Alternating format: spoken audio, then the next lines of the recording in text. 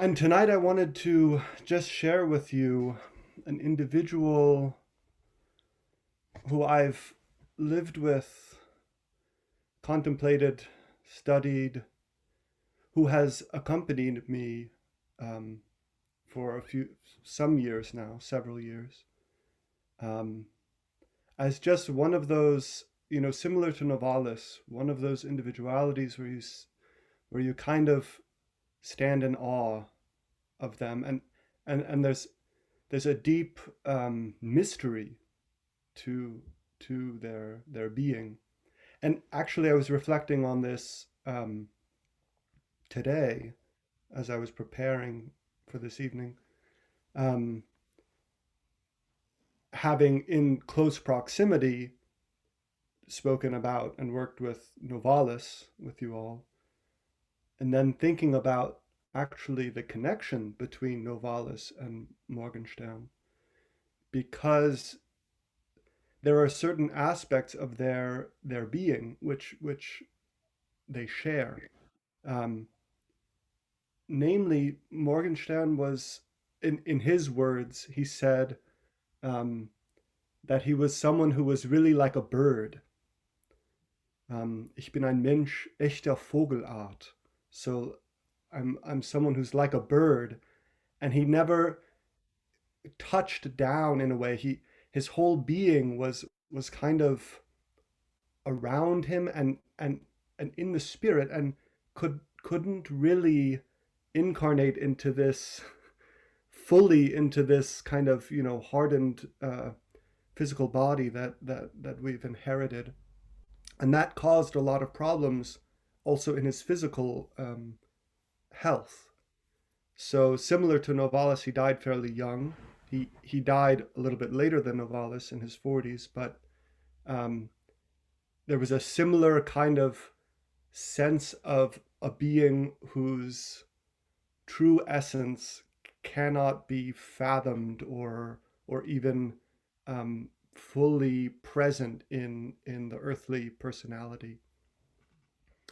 Both of them share that kind of aspect, and both of them were, among other things, lyric poets and poet philosophers. So much of Morgenstern's work is grounded in a mystical, philosophical relationship to the world.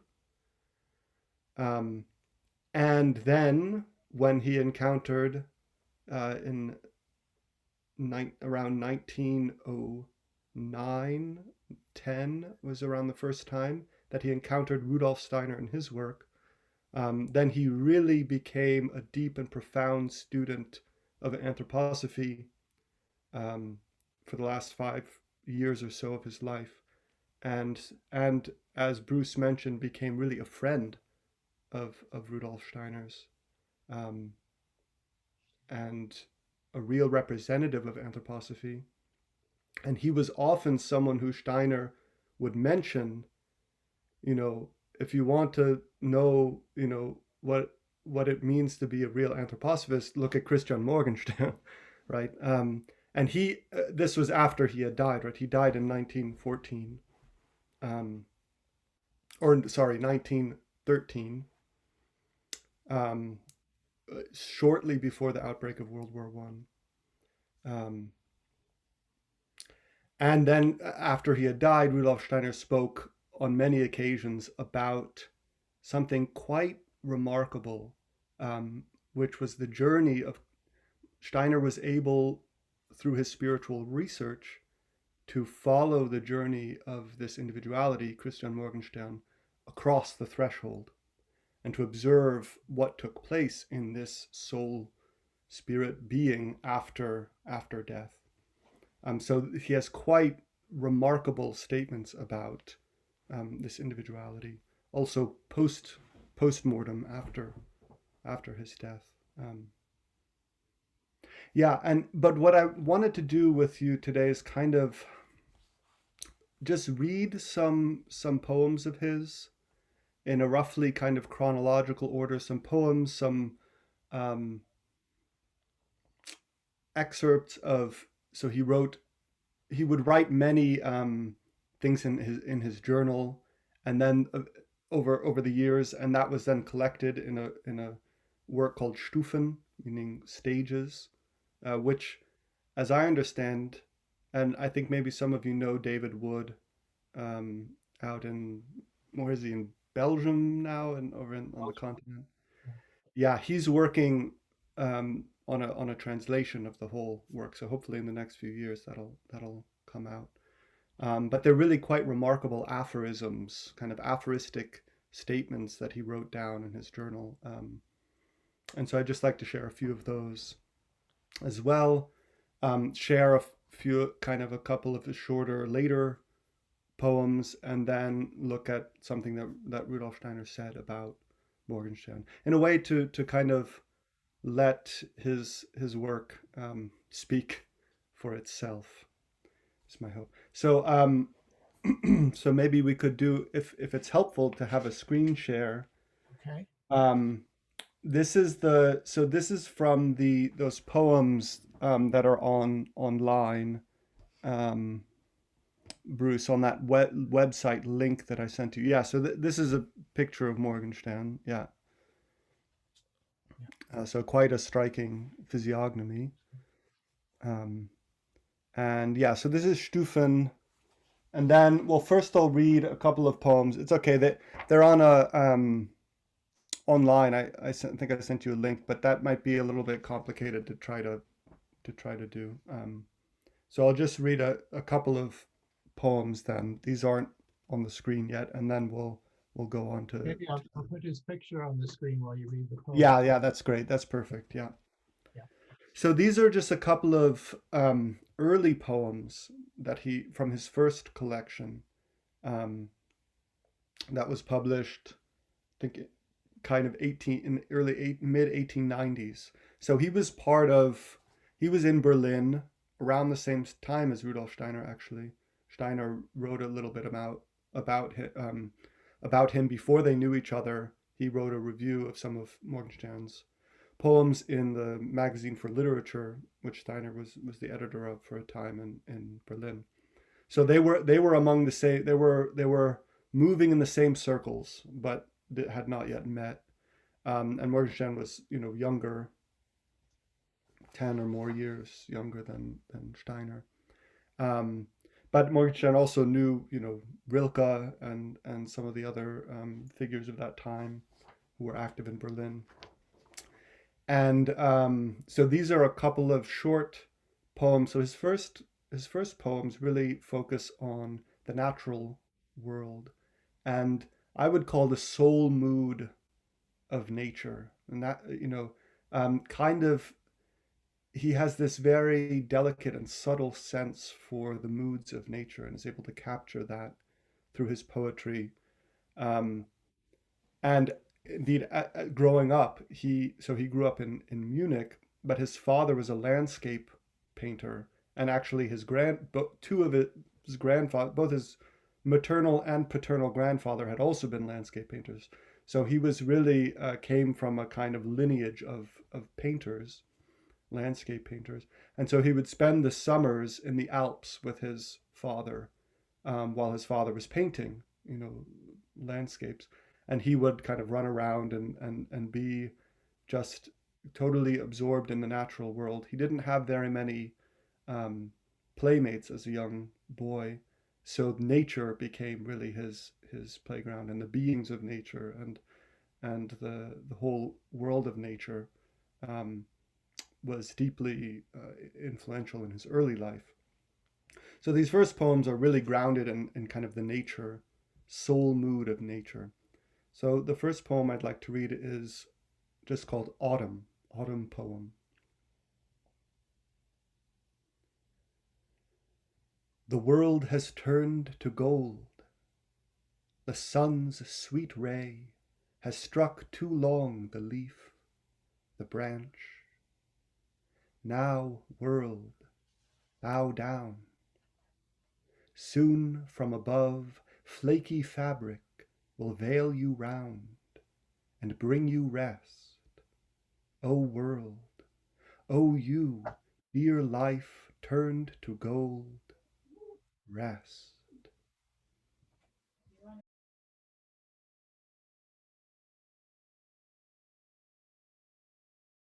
Now, world, bow down. Soon from above flaky fabric will veil you round and bring you rest. O you, world, dear life turned to gold, rest.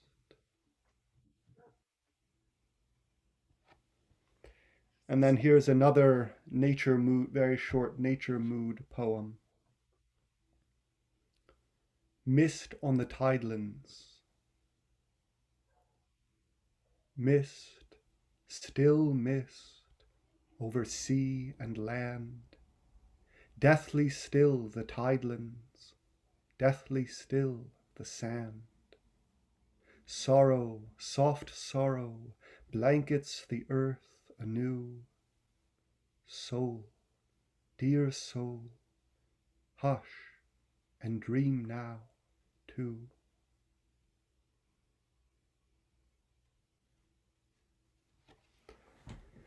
So you can feel these rich images, the rich world of sound, which obviously they're originally in German, so you're not hearing those original sounds, but I tried my best to try to capture some of those qualities, the sibilance, the alliteration there, sorrow, soft sorrow, the kind of misty quality of the Tidelands, for example.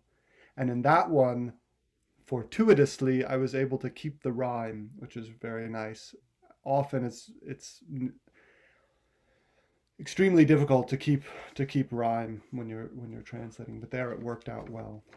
Um, so this and so he spent this last poem, "Mist on the Tidelands," also comes from a time that he spent at the North Sea. So he describes how um, when he was older man, in his 30s, he went back to the North Sea and spent time there throughout his life.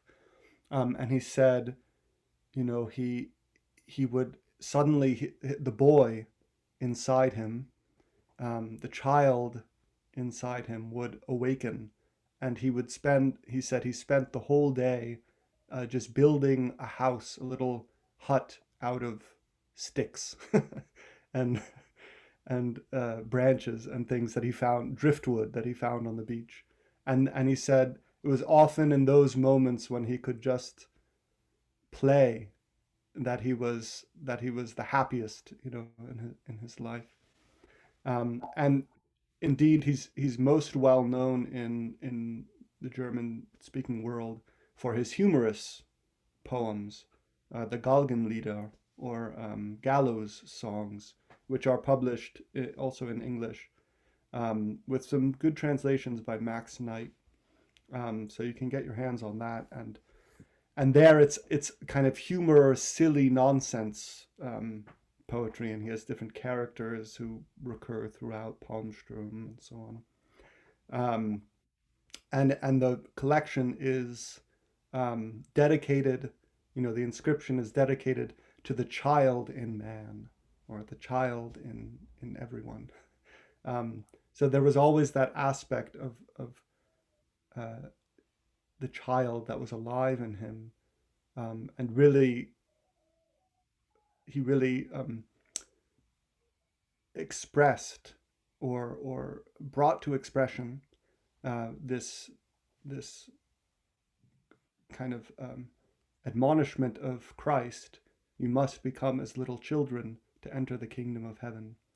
And Morgenstern really was able to retain something of that purity of soul and that childlike nature, um, well into throughout his life, which is a really unique aspect of him.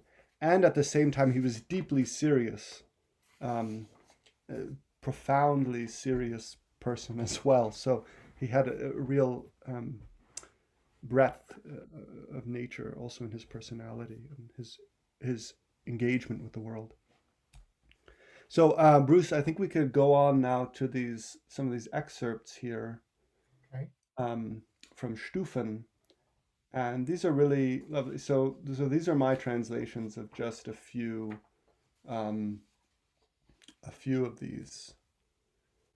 Are Stufen, are those aphorisms then, Cliff? Is Yeah, yeah. So basically, he didn't write them as now I'm gonna sit down and write a series of aphorisms. He would just keep journal entries, uh-huh. um, and often have these, similar to Novalis. Well, I'm blanking on the name. The collection where Pollen? Novalis kind of has these philosophical Yeah. aphorisms. Do you know which? Pollen? What's that? Pollen? Blutenstaub? Yeah, yeah, exactly. Yeah, yeah. Yeah. So anyway, so it's kind of similar in that kind of vein, these sort of philosophical sort of aphorisms, Okay. which he just kept in his journal, and then they were kind of brought together and actually published posthumously by his wife, Margareta Morgenstern, and others. So let's go.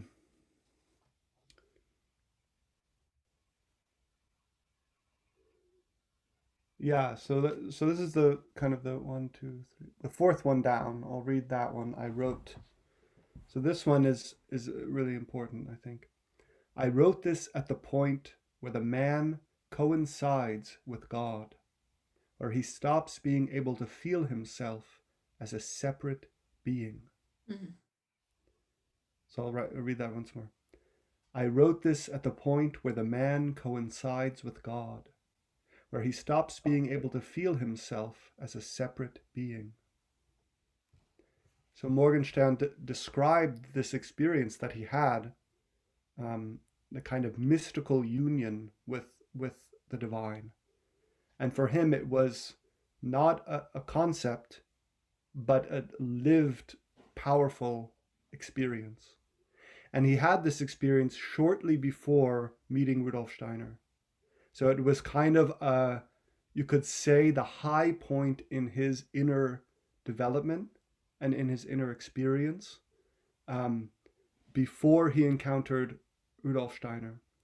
And he actually says that he had arrived at a point where he couldn't go any further if it weren't for anthroposophy and his encounter with Steiner, who gave him, in a way, the possibility of taking the next steps to not only experience this mystical spiritual union with the divine, but then to understand the differentiated um, experience and the differentiated understanding of the spiritual world, the beings of the spiritual world, the hierarchies, and the Christ being, which really formed a center of his striving throughout his life. He was a deep student of the Gospel of St. John, especially, but a deep student of Christianity and especially Rudolf Steiner's teachings on the Christ. Um, he took those into his soul and really worked with them and transformed himself through them. So if you go to the next page, I want to read one more. Yeah, so this is in a coffee house, and I love this because it shows this kind of concrete um, inner experience in the midst of daily life, that he had around the same time, shortly before he met Rudolf Steiner. So in a coffee house, from this little marble table, from his little marble table, and he's referring to himself in the third person. From his little marble table, his cup before him, to observe them come and go, sit down and converse, and through the window to see them outside bustling here and there like swarms of fish behind the glass wall of a large tank, and every now and then to think, that is you, and to see them all, how they don't know who they are, how when one speaks to the other, he is really speaking to himself, and how through my eyes he recognizes himself in the other, whereas through his own eyes he sees the other only as other. So, this profound experience of being within the soul of the other, actually crossing that boundary of consciousness. We usually live within the boundary of our own selfhood and consciousness.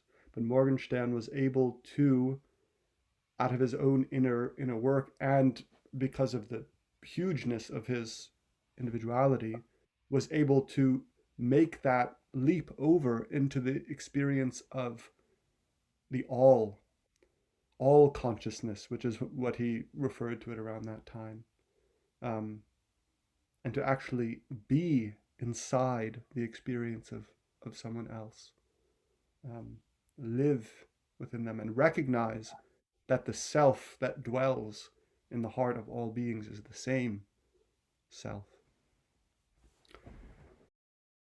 So this is I'm going to read the first poem that personally drew me to Morgenstern, because to share a little bit personally of my own biography, when I was around 20 years old, I had a a feeling of really coming to a kind of being really in a desert, in a kind of spiritual inner desert. Um, and Rudolf Steiner's work was like finding water in the desert for me. So then when I discovered this human being, this poet, Christian Morgenstern, who knew Steiner and who had had a similar experience, because even though he had developed himself, as we could see from some of those aphorisms, to an experience of the divine to some degree, he still felt that he had reached a kind of boundary and he couldn't get further, and that Rudolf Steiner gave him the impulses that allowed him to really continue his development on Earth. And so anyway, so when I encountered this poet who had had such a profound relationship and experience with Rudolf Steiner, I was immediately drawn in. So this is the first one of the first poems that I read. It's from the beginning of this collection. We Have Found a Path is the name of the collection, and it's available from Mercury Press. One of only a couple of Morgenstern's volumes of poetry that have been translated. So it's called For Rudolf Steiner. To beauty leads your work, for beauty streams through all the revelations you have given us. From human suffering upwards to ever higher harmonies, you release the whirling feeling until, united with the sounding of God's glorious heralds and his unending majesty, it hovers together in the loving light of blessedness. From beauty comes, to beauty leads your work.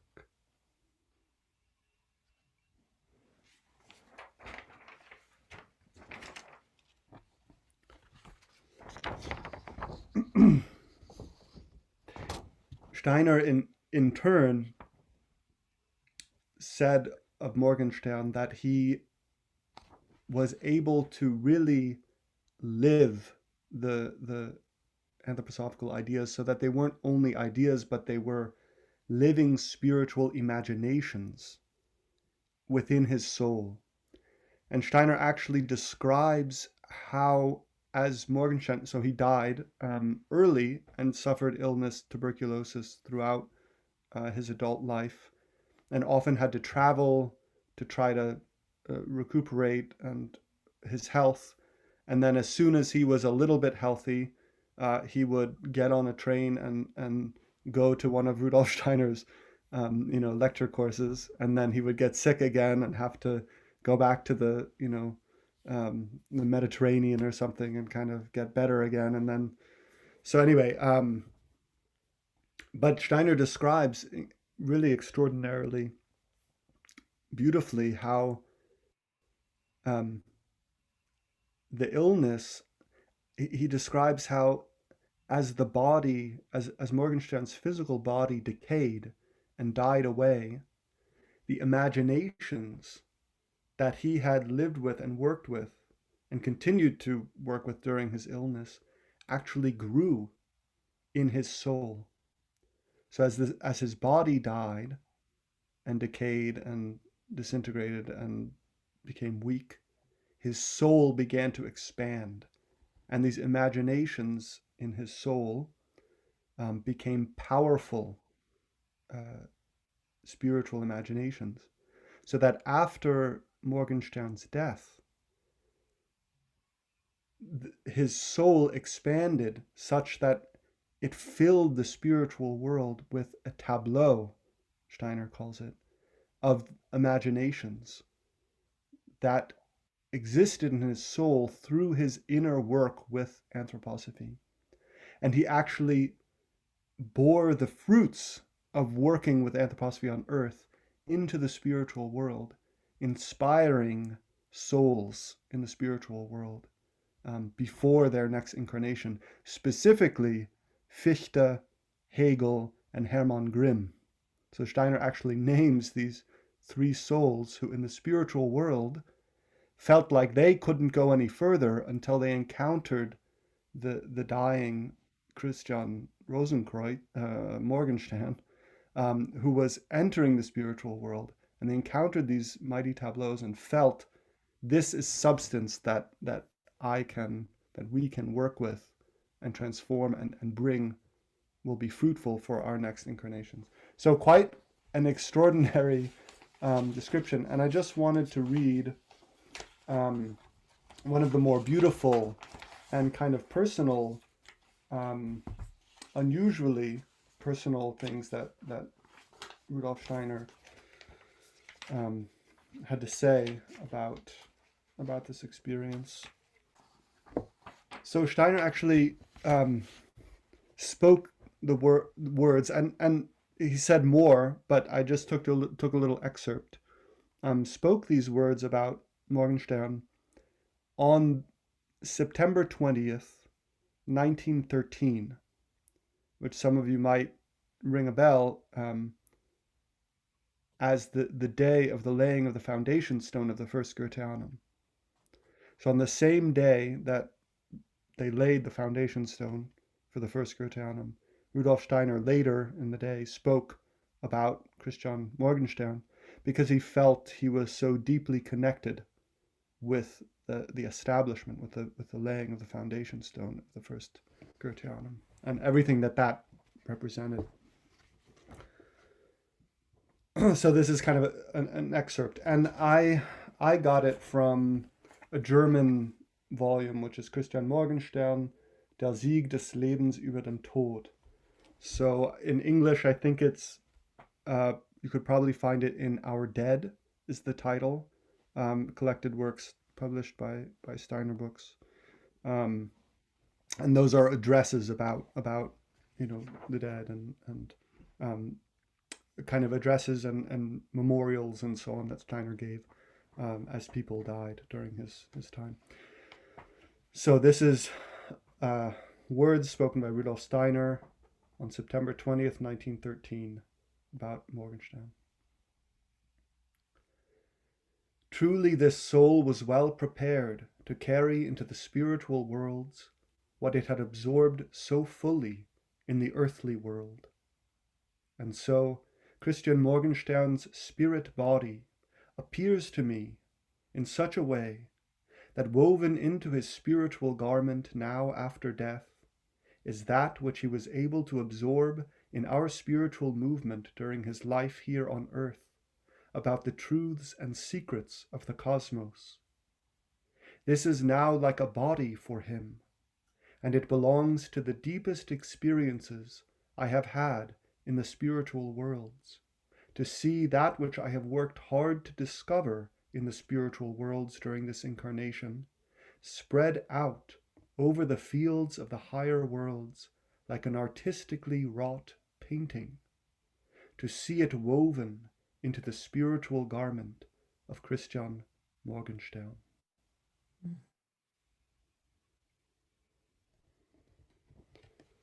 So Rudolf Steiner,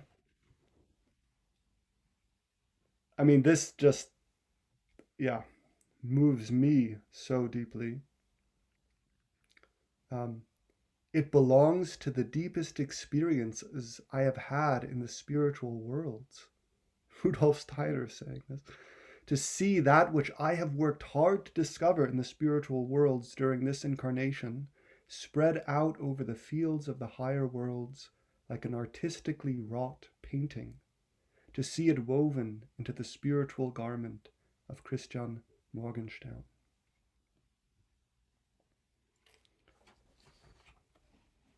So Morgenstern was really able to work deeply and profoundly with anthroposophy so that it became a living content in his soul, right? Imaginations in his soul.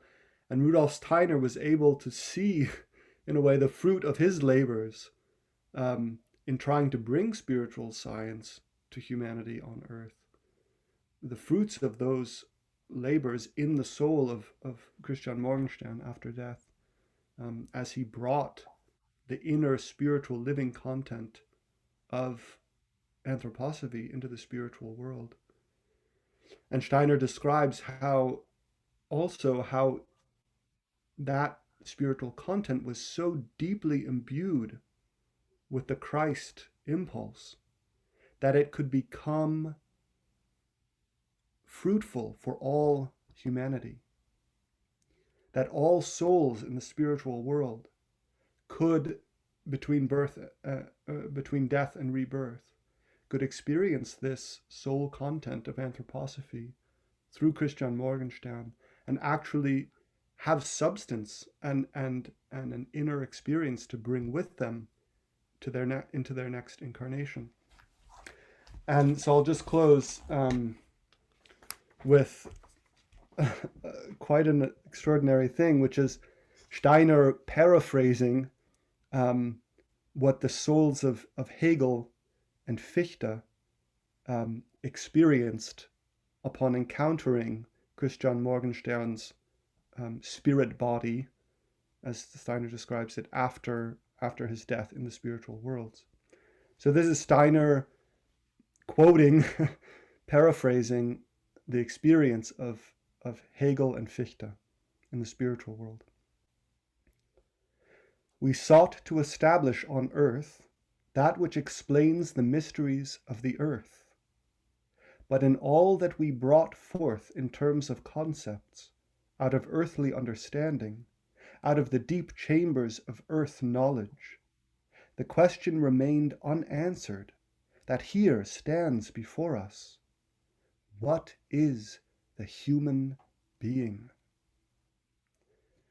What is the human being in truth, in his whole cosmic connection?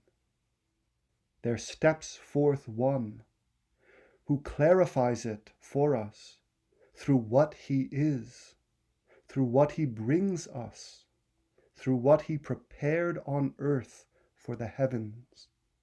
A human being, a human star.